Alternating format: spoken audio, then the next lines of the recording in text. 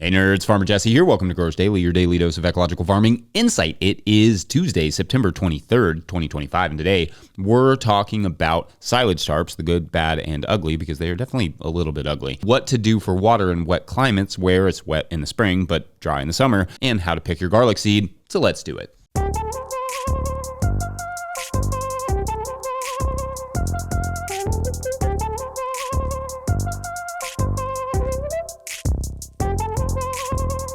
All right, everyone, welcome to Tilth Tuesday. Every Tuesday this year will be brought to you by our friends at Tilth Soil. If you're looking for compost or propagation mix, check out tilthsoil.com. A link will be in the show notes. I hope everyone had a nice Monday. We got rain, like actual rain. We got over an inch yesterday with more in the forecast for the next 2 days.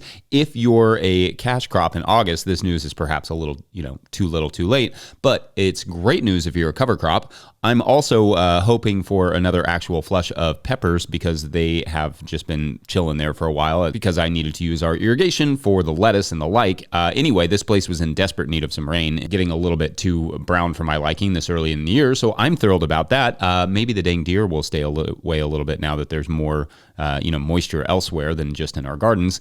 Droughts always lead to my worst deer pressure, droughts and the fact that we grow stuff they can't get elsewhere. So maybe I should just start planting lettuce in the forest and see if that helps a little bit. Supply and demand and all that good stuff. Anyway, let's talk picking garlic seed. The first segment is going to assume you are starting from absolute scratch on your garlic patch, but there will also be plenty of relevant info in here on how to select for the bulbs that you want from your own garlic. Now, although if you order garlic seed from a seed catalog, some of it will succeed.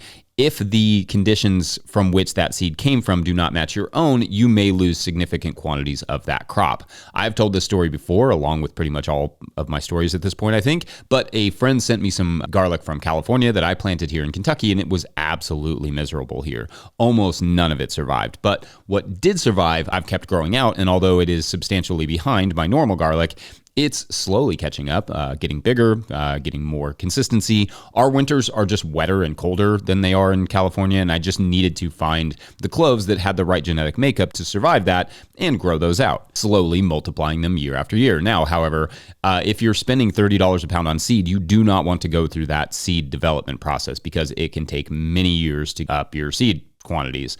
But if you're buying seed and you don't know where it came from, you are running that risk. So my recommendation is rather to go to the farmer's market and find the best looking garlic that you can. Talk to that grower about where they got their original seed stock, see if they have any seed quality garlic that they'd be willing to sell you, and ask if they've had any garlic disease issues. Because the one nice thing about purchasing seed is that, from a seed catalog or whatever, is that you can get it disease free. From a farmer's market, there's no guarantee on that necessarily. So talking to the farmers is going to be pretty important.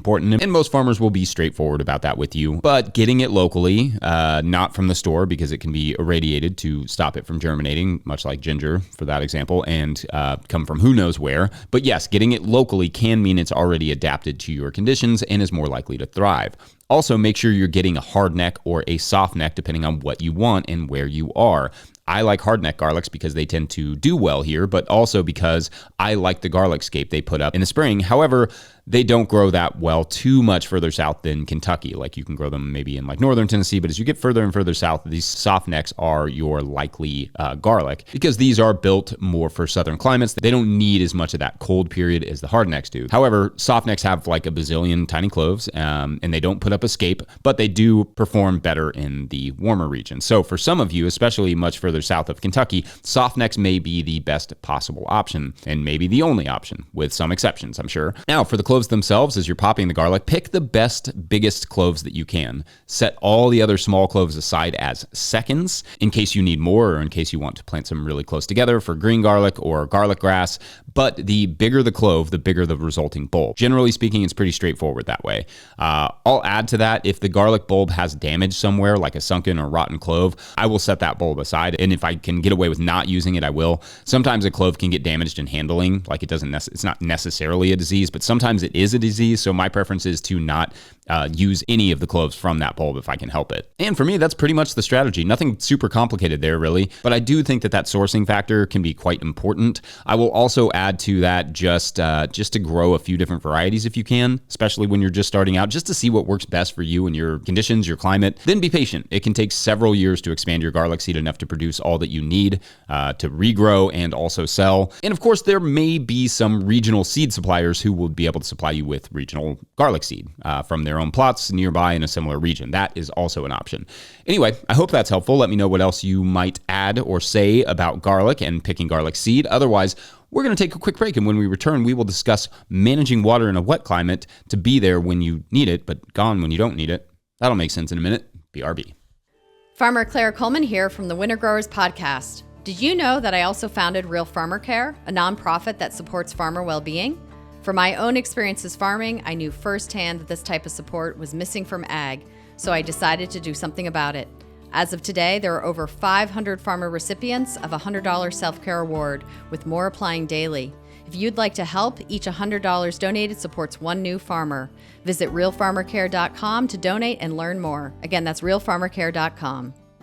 If you, the listener or viewer, are enjoying this podcast, getting even a small amount of value from it, consider supporting our work over at patreon.com/no-till-growers. I will try to get to questions from everywhere that questions come in, but I will always get to your Patreon questions. Now, today's Patreon question comes to us from Patreon member Fred, who writes, quote, in response to yesterday's episode about raised beds and whether they make sense for your climate. Obviously, that was not yesterday, but a few weeks back. I have a conundrum in that my area in Zone 9A is definitely experiencing a new normal. Our once very moderate climate has become more extreme with warm/hot, dry summers. This summer was record-breaking in both temperature and dryness, and cold/cold wet fall and early spring. My garden is at the top and on the sides on a gentle slope, less than 5 degrees, and I've pointed my beds a little downslope to help with drainage. But now I'm wondering, other than increasing soil organic matter, which isn't terrible at 3%, and I'm working on increasing it, how the heck do I get water to stay when it's dry but drain away when it's wet? I've got a sandy, clayey soil, 60% sand on the slope, less on the top. That springs a spring. In spring, water just starts seeping out of the ground in a couple spots and turns to concrete, hard, cracked dirt in summer. In the aisles anyway, my permanent beds are actually pretty nice. This year we had several heat and thirst waves and everything was water stressed no matter how much I tried to water it, which had me pulling out Water for Every Farm. I'm assuming that means the book, and trying to find ideas, but I'm kind of stumped. I don't have room to put in a large meandering catchment ditch area pond, but I could put in some small mini swales or similar, end quote.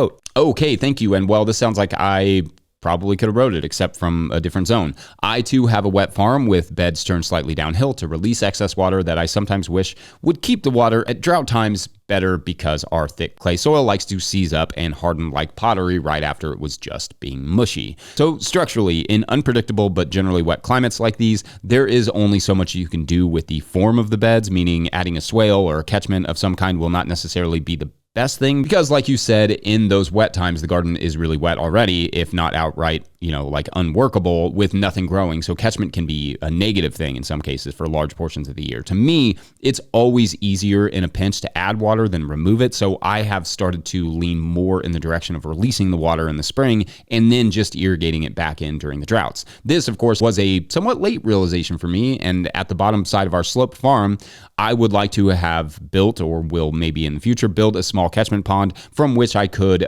pump the spring's excess back onto the farm in the summer. Again, to me, adding water back is going to be easier than removing it. So elevating those beds, allowing them to drain. Remember, we had something like 40 inches of rain by July here. And then irrigating it, remember we had something like 1.5 inches since those first 40 inches, back on makes the most sense to me. What that looks like will depend on one's budget and on one's land. It could be a catchment pond, but you said you don't really have room for something like that. What about a small well or a catchment tanks off the top of a high tunnel or some sort of building? Thinking more vertically in terms of water catchment up and down rather than laterally like a pond or swale that kind of go outward and take up a lot of space. It could be any number of things, but the issue with the swale or something similar is just that it will hydrate and store water where it is and in the soil, maybe when you don't need it. You kind of need the water in places you don't want it captured at other times of the year. Now, you will also find that as you grow, the soil will grow with you if you're treating it well. It will slowly grow in its ability to hold and release water, as you mentioned, but getting there can take some time. Also, I want to add that it sounds like managing the pathways better could help. It does not sound like you could use like wood chips or something like that because of the rainfall on the slope, unless you're only ever getting, light rainfalls wherever you are. So perhaps maybe something like straw, perhaps a winter-killed cover crop is a light mulch. Having something there to capture the water and hold the paths in place will help a lot. Obviously, I use the living pathways, and they do seem to make a difference in water retention, as counterintuitive as that seems. Plants do retain water pretty well. As always, I do not recommend those for everyone. So try the non-living pathway version first. Then if all else fails, you can trial some living pathways just to see if that doesn't help. So that's what I would say. Think about the pathway management and think about, can you add a tank to a tunnel or a building or something? Can you dig a small well nearby? Maybe others have ideas or thoughts that they can share, and we can tackle those on Friday. Otherwise, we're going to take a quick break, and when we come back, Silage Tarps, what gives? Be right back. What's up, Farmer Jesse? Today I'm just sending in my fall to winter garden here. So we've got some lettuce and some broccoli, some cauliflower and a couple more lettuce. We've got some fall peas coming up into some Cherokee purple tomatoes. Got some bok choy and a radish and a dying ground cherry and a last little collard greens and lettuce patch. Today's episode of the Growers Daily is brought to you by Farmhand. Farmhand is the virtual assistant built for farmers, helping CSAs scale sales, run error-free fulfillment, and deliver 5-star service. Whether you're at 100 members or 1,000, Farmhand helps you grow without burning out. You've heard us and our farmers right here on Growers Daily. Explore farmer wins and learn more at farmhand.partners/no-till. That's farmhand.partners/no-till. All right, back to the show. All right, so we got this question from Garava108 not that long ago that I thought would make a good segment. They wrote, quote, "Hello, Jesse, love today's live." Obviously, this comment was from a few weeks back, but thank you. And we will do another live next Wednesday, I think. So be on the lookout for that. Anyway, they go on. Question for you. Have you done an episode on silage tarps? If so, when? And if not, I'd love to understand them better. Why get one? Uses? How long they last? I know Farmer's Friend has them. Any other good vendors? End quote. Okay, so great question, and probably one I should have tackled by now. As I often point out, market gardening has a near endless supply of topics, enough to sustain a daily show, which is wild. Anyway, no, I don't think I've done a specific silage tarp segment or show yet. So let's just kind of bust that out now. And then you all can let me know what other questions you have about them. To start, obviously, silage tarps are giant sheets of plastic, and I think we should all be looking for alternative methods and options, and there is some limit to how much I will endorse the use of silage tarps for sure, increasingly so as we continue to see the effects of microplastics on ourselves and on our planet and soils. Now, with that caveat out of the way, they can be really effective at starting and sometimes reclaiming garden sites because they get things like weed seeds to germinate, or they warm the soil enough for perennial weeds to grow, and then the tarps suffocate them. They can also be used white side up in the summer to germinate crops like carrots. Tarps can be used to spark flushes of weeds to speed up the stale seed bedding process. Killing cover crops is another area where they excel, where in the spring you can crimp rye, throw a tarp over top, and then allow that to finish off the job in a few weeks or less. Indeed, tarps have a lot of utility, though again, we should also always, all of us, be looking for ways to move beyond them. This is especially true because you asked about longevity. Even if they are UV treated like good silage tarps, you're looking at 6 to 8 years tops that they will probably function at their peak, or probably 5 years at their peak with, like a few more years after that. I have some very old tarps at this point that are basically like living out their lives covering compost piles, and others that are just sitting there being plastic and, snake habitat, which I guess is good in my case, but may not be in yours. It is my plan right now to not buy any more tarps for that reason. 8 years seems like a long time until you farm for that long and you can remember when you got the tarps and they are no longer hanging in there, and they're brittle and they're ripping easily. So the sun, the weather, they will all just wear them down eventually. As for where to find them, indeed, we've bought them from a few places, but Farmer's Friend is where we bought the last 2 times, and I like that company because they think like growers. They size their tarps a few feet long because you'll need a little extra space on the ends. to get it all the way over those beds. Those little details are important. That said, we have also gotten some 6 mil silage tarps from, I think it was like Tractor Supply or a Tractor Supply company many years ago. That's literally what silage tarps are made for, wrapping corn silage. So you can find them at Tractor Supply companies. We've also got them in the past from farmers who just wanted to get rid of them. Some of the thicker, like woven ones. They can be quite heavy though, especially those woven ones. So don't buy the biggest tarp in the world, or if you do, just expect to have to cut it down. A 50 by 50 foot tarp, especially when wet or muddy, is pretty good chore on its own. 100 foot by 50 foot is pretty much just a 2-person job. That's really hard to do on your own. In fact, I used to drive our truck out to the garden plots and then pull it with that just to make it more efficient. Again, I think we should all be moving away from these tarps in general, but the better alternatives are slow in coming. Tarps can be a bit of a crutch as well, which guilty, meaning maybe you like slack off in your crop planting or bed prep or whatever because, oh well, I'll just tarp it if it doesn't go well. But that creates a reliance on the tarping that I think keeps us all buying these giant tarps without considering they will just end up in the landfill. The best alternative is mulch, but even those, like compost, are coming with their risks, and specifically with plastics. We just overall need better options and less waste kicking around in the environment, and we need to ban things like persistent herbicides and one-time plastic uses. It's just not necessary. Otherwise, I think that's probably about all there is to say about tarps, except that you will also need some way to weight them down, like UV-treated sandbags. I use posts. Those kind of rip holes in them. There's not the best idea, but that's what we use because it gives those posts a use when they're not holding up our tomatoes. Also, don't just buy any old tarp. It has to be UV resistant or it will degrade rapidly in the sun faster than they already do, which would be even worse on the microplastics front.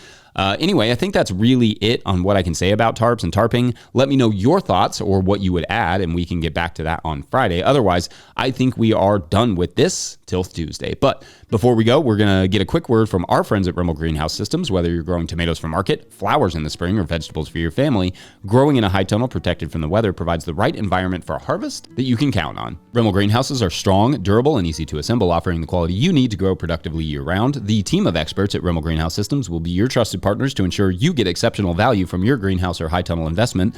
Visit Rimmel.com today to get growing. Don't forget, No Till Growers is now officially a nonprofit 501c3, so donations are tax deductible and greatly appreciated. Please make sure to like and subscribe and or follow wherever you're getting this podcast. That's an easy way to help us out as well. Enormous thank you to all of our show sponsors. And if you'd ever like to sponsor the show, you can reach out to Farmer Michelle at notillgrowers.com. Huge shouts to Willie Breeding for the theme music and Mike Hilbert for the production help and editing. And also, we still got like a week left in September. So if you want to send in your theme song covers, do that to farmermike at notillgrowers.com. Also, shouts to Epidemic Sound for the background music that you can hear. Pick up a hat or a copy of my book, The Living Soil Handbook, at notillgrowers.com to support our work. That just helps us to keep this thing free and open to the public. Big thank you to everyone over at patreon.com/notillgrowers, where at a certain level, or if you just bump up from one level to another, or you sign up in the month of September, you get a shout out on the show. So big shout outs today too. It's a big list. This is our pollinators.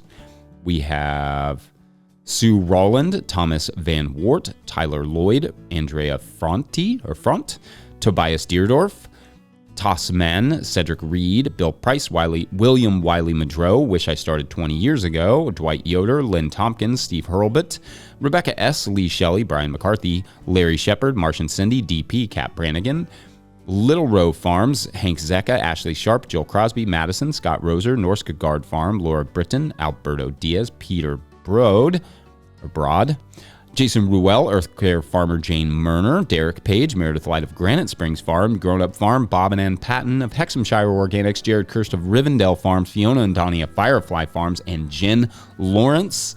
Big shouts to our pollinators for keeping this story rolling along. So you will remember that our farmer, Susie, is trapped in her barn with a giant wild boar staring her down.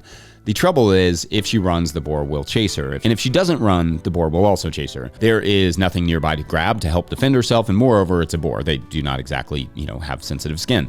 A wild boar is nothing you want to get tangled up with, and definitely nothing you want to corner. In an ideal world, they both just walk out of there, but that doesn't happen. Suddenly, the boar charges. Susie's fight or flight, kicks in and chooses flight. But as she turns around and tries to run, she trips right over a 5-gallon bucket, knocking some woven wire fencing down in the path of the boar. And suddenly, the boar gets tangled in the fencing, and Susie gets wrapped up a little bit in the fencing, and she feels something just pop in her knee. And then she knows when she goes down that she is in immense pain, and she is not going to be able to move. And when she looks up, she can see that the boar is now wrapped in the fence somehow, like kind of stuck, and it's, jerking around, but it is clearly deeply stuck in that fencing. So she is stuck on the ground. The boar is wrapped in the fence between her and her exit. So what happens next? Well, that is for tomorrow, provided we get more Patreon signups on Life Ain't a Bore. That's a terrible title. Thanks for listening or watching. We'll see you then. Bye.